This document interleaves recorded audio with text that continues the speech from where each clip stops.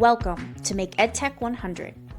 I'm Lindy, educator, K-12 EdTech advisor, and your host. This is a podcast where we keep it real about what actually works in classrooms. No hype, no overwhelm, just practical strategies, honest stories, and tools that make a real difference for teachers and students. So come along with me on a journey to make EdTech 100. Is AI safe for students to use? That's one of the most common questions I'm receiving nowadays. And honestly, for the past few years, it's been one of the most common questions. And honestly, it's one of the many topics that we really need to discuss in education right now. When people picture students using AI, they usually imagine a student opening a chatbot, typing in a question, and then instantly getting an answer. Like we typically are using ChatGPT and Claude and Gemini every day in our work lives with no boundaries, no teacher oversight. When people picture students using AI, they usually imagine a student opening a chatbot like a ChatGPT and typing in a question and instantly getting an answer. Very typical to how a lot of adults are using the ChatGPTs and Geminis and Claudes of the world in our everyday lives and in our work, where there's no boundaries, there's no teacher oversight. If that's the model that we're talking about when we say students using AI, then yes, there are very legitimate concerns. And I actually don't want you doing that with your students, and I'll explain a little bit more. There is a real opportunity for AI to enhance learning, but the trick is not all tools are created equal when it comes to using AI as a learning tool. First of all, educators need to use tools that are specifically designed for K-12 use. There are some small use cases where I might have high school level student going into a ChatGPT or a Gemini. Research is one of those. I just did a webinar the other day on the new research skills in the age of AI, and that's an example where I do want a high school kid in Perplexity, for example. But those use cases are pretty slim. For most use cases, I want teachers in a tool specifically designed for K-12 use and specifically designed for education. Those tools need to have a few specific features. One of the biggest concerns educators have is that students are going to use AI to just simply get the answers, right? And we know that they're doing that because they don't know how to use it otherwise in most cases. And a lot of people, adults included, going to take the shortcut if they don't know the proper way. So this is where guardrails come into play. Well-designed AI guardrails perform two really essential functions that support learning. One, they ensure that the outputs are age and school appropriate. So this means that students can access the power of AI without you worrying about inappropriate content showing up.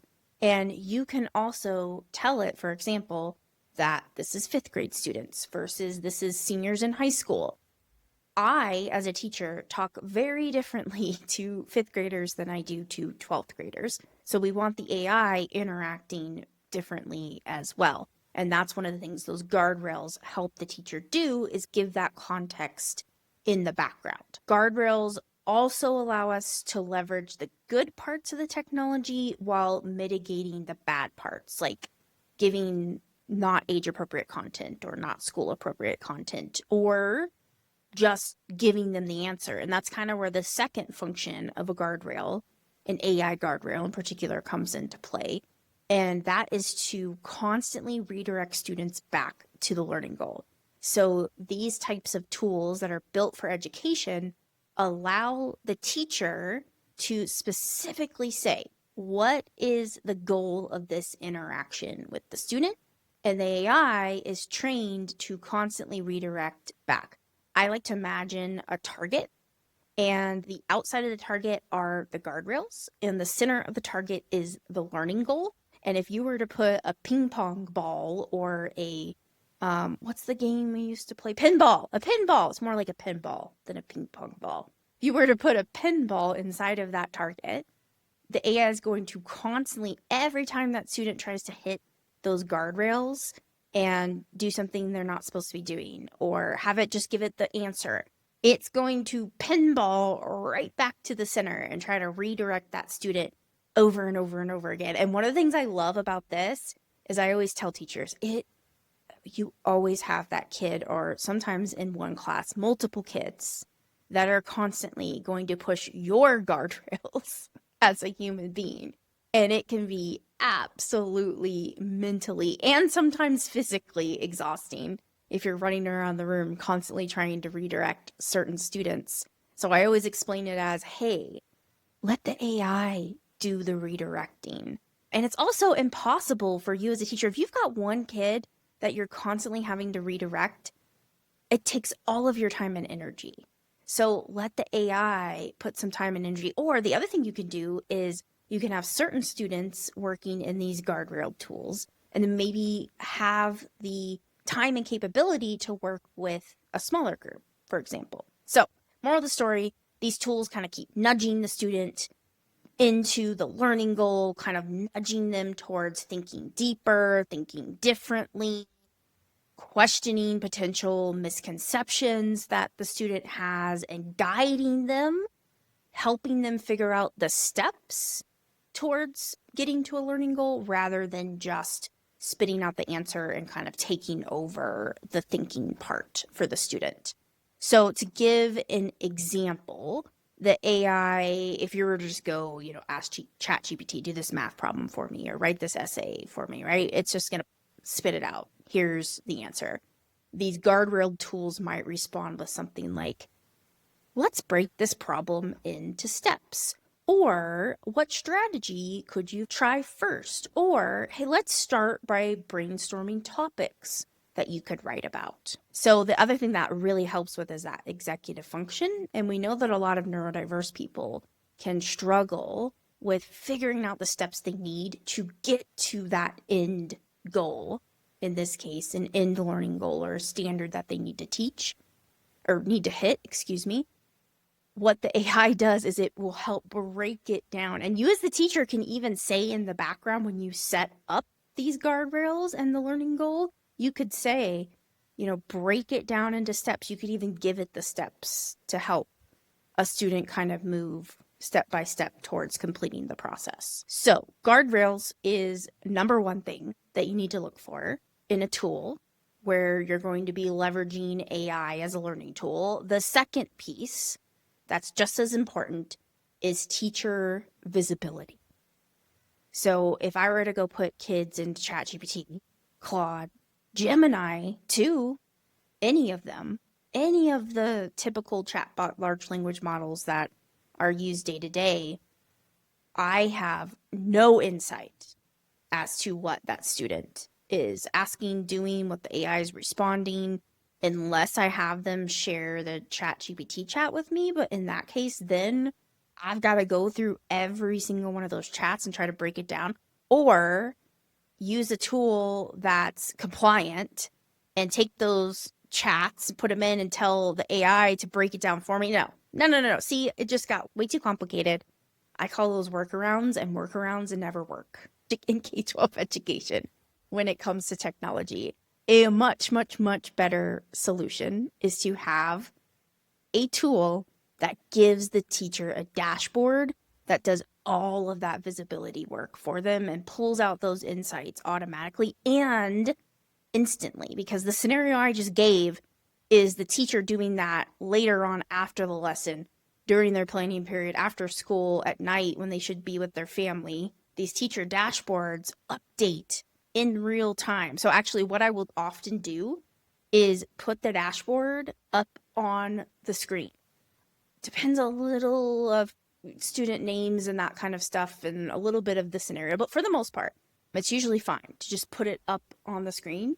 And then it gives these overall insights and adds a level of accountability for the students. And the good tools that have good guardrails will warn you if a student is pushing those guardrails in some way, saying something inappropriate, saying something maybe potentially harmful to themselves or others. It'll give you a big red flashy. So if it's up on the screen, I can then see that as the teacher and intervene. So another piece of this to think about is one of the biggest risks and concerns in education with using AI is losing that visibility into student thinking, right? Or I shouldn't say losing visibility, but having the AI take over student thinking. That's where these teacher dashboards come into play as well, is you get to see every single little piece of how that student interacted with the AI. The teacher sees everything.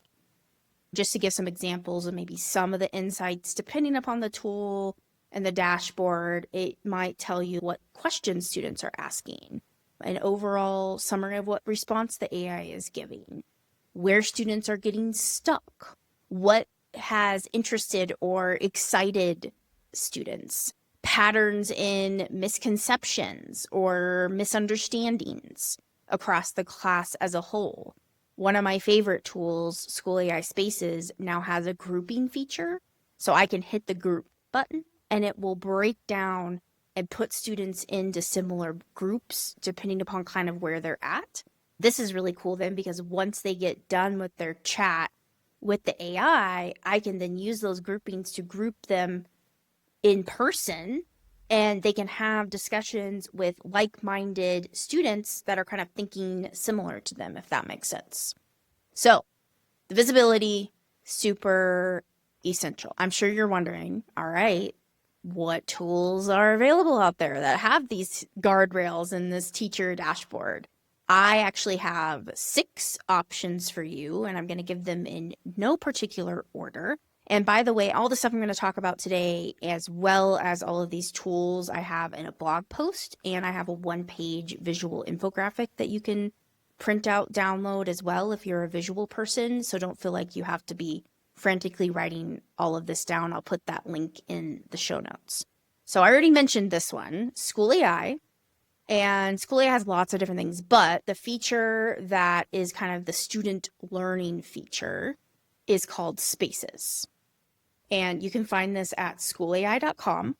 School AI is freemium as well as enterprise version. So freemium, if you're not familiar with that term, means that you get basics for free and then you can pay to upgrade and get more features. Freemium tools dominate the K-12 ed tech space. So even if you've never heard the term freemium, I guarantee you're probably using a freemium tool.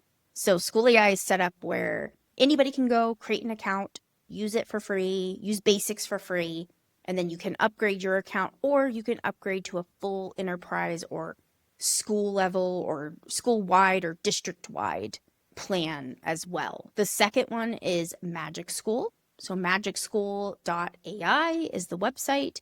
They have a feature called Magic Student Rooms. And you create a room and then you can add these different tools into the room to do different things depending upon what the goal is with students. Magic School is also a freemium as well as an enterprise. So you can go to magicschool.ai, create a free account, and try it out right now if you wanted to. The third tool is Brisk Teaching. app.briskteaching.com is the website. Actually, I think I wrote down app.briskteaching.com, but I think you can just go to briskteaching.com as well. I think the app dot will take you to the spot where you can enter in the code. So just go briskteaching.com. They have a feature called Brisk Boost, which is their student feature. And one of the differentiators with Brisk Boost that I do like is you can take any website or like a YouTube video and you can hit the Brisk Boost button in the extension and it will kind of take and turn that website or video into this little learning opportunity, which is pretty cool. You can also embed it next to a Google Doc, which I really, really like that. And they have a writing coach. So you can have a Google Doc, blank Google Doc open, and then the little writing coach pops up on the side. So just a little bit different than the Magic Student Rooms and the School AI Spaces. Brisk Teaching is also a freemium as well as an enterprise tool. And I will put the link in the show notes. It's also in the blog post. I have a link that will get you 3 months free of the premium features of Brisk. So you'll be able to try out those premium features for 3 months. Tool number 4 is Guardrails with a Z. So the website is guardrails.com, GUARDRAILZ.com, guardrails with a Z.com. They have a ton of different features. So they have this assessment feature, they have lessons, all sorts of different things that you can try that are all guardrailed and all the things. Guardrails is enterprise owned. So that means that your school has to purchase it and load teacher and student accounts. You can't just go log in and use it like the freemium options. Chat for Schools by Skillstruck is another one. So Skillstruck is the company, Chat for Schools is the product. So go to skillstruck.com. That's skill, STRUCK.com. They have a feature called Tutors that is pretty similar to like the School AI Spaces, where the teacher can go in and say, this is my learning goal, this is what I'm trying to reach, and it creates this nice little guardrailed experience for the student. Chat for Schools is enterprise only. So like Guardrails, you've got to purchase it and enter in all your student accounts and teacher accounts, etc. And then number 6, the final one, is Brain Freeze. The website is brainfreeze.co, so .co. They have a feature called Learning Spaces that you can try out, and it is a freemium and an enterprise tool. So you can go to brainfreeze.co and try out basics, or you can upgrade your account. Now let's talk about when and how to use these tools. So once you get one of these tools in the hands of your students, the last thing that we want is students talking to chatbots all day. That is definitely not the goal. And I think that is another misconception when we hear students using AI or using AI as a learning tool, is that they're going to be staring at their screens all day, or they're just going to be talking to an AI all day. 100% not. In fact, if you're doing that, like, please don't. Instead, you want to use them at really key instructional moments, not even an entire lesson, like little key moments throughout a lesson. So I will share a few, this is not comprehensive, but a few key places where I have found AI to be very purposeful and sometimes even really transformational in the learning process. And the first, and perhaps maybe my favorite, is the hook, also known as the anticipatory set. You may not have heard that word since you are in teacher prep school. You want to hook students at the beginning of the lesson, get them interested in it, spark their curiosity.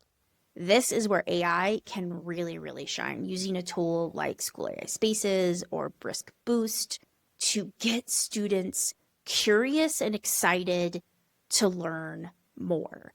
AI is so good at taking anything that a student is interested in and weaving and tying it to any topic, kind of like creating different analogies. It's pretty amazing. So that's one way that I use this as like a hook sometimes, is, okay, if students are not interested in learning about quadratic equations, for example, you can literally tell the AI to ask students, what are they interested in? Fortnite, anime, I don't know, whatever. It can literally be anything. Sports, any type of sport. It can even be like a super obscure sport. I got obsessed with curling during the Olympics, and we went and did a Learn to Curl event last weekend. It was super fun. So there you go. I'm going to start getting into the obscure sport of curling.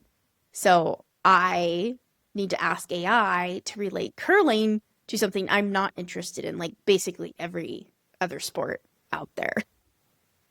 Anyway, so that's one way that's huge for like sparking that interest. And by the way, There is so much research out there about the power of curiosity as part of the learning process. So sparking curiosity, super important. The next key part of the learning process where you can use AI is brainstorming.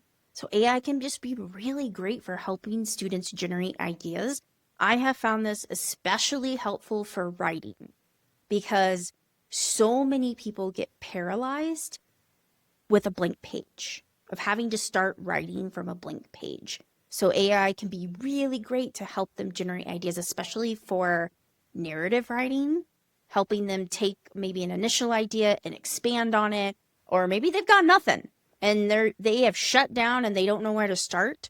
It can really help them just get that initial start of something that interests them that then they can take and run with. The next one I started calling personalized checkpoints. And the reason is I always think about how great it would be in the middle of a lesson. It doesn't have to be in the middle. At some point during a lesson, you could have a one-on-one conversation with every student in your classroom to determine what they're understanding, what they're not understanding, redirect any potential misunderstandings.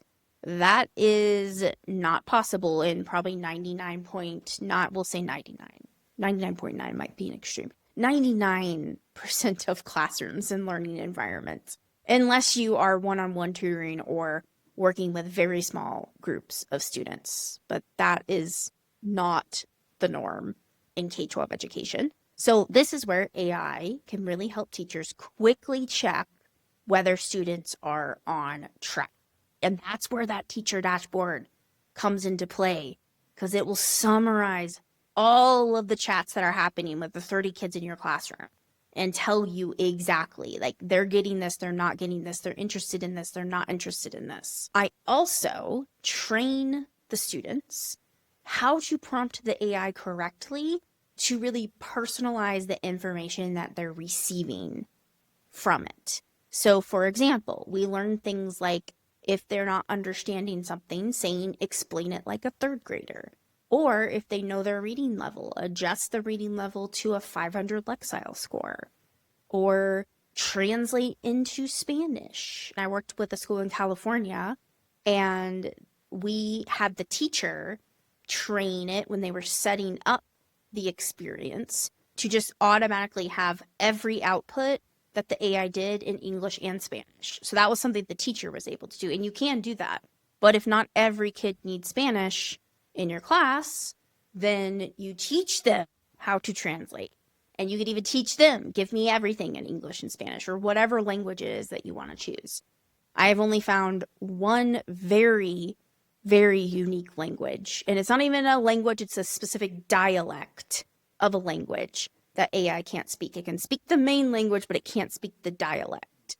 And it's getting better and better every day of adding more languages. And it also depends on what model you're using. You know, some models have more languages than others, yada, yada, yada. Also, sometimes when we're talking about these types of tools that are built for education, all of these tools are using the GPT models, the Claude models, the Gemini models in the background. And most of them now are using multiple different models in multiple different ways. They're taking those models, and I always think of it as like putting some special seasoning on them to make, like, to add the guardrails, right? And make them appropriate for education and teach the AI to not just give the answer, those types of things. Sometimes when you get that special seasoning added, it can take away some functionality. I see that getting better. So, like, for example, there was a point where I could go to a GPT model in ChatGPT and ask it to translate to a language.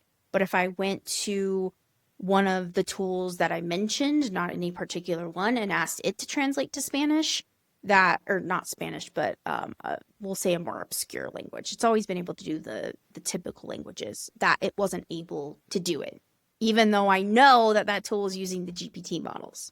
Hopefully that made sense. Another thing, so I told you it's very good at weaving any content and topic to any interest.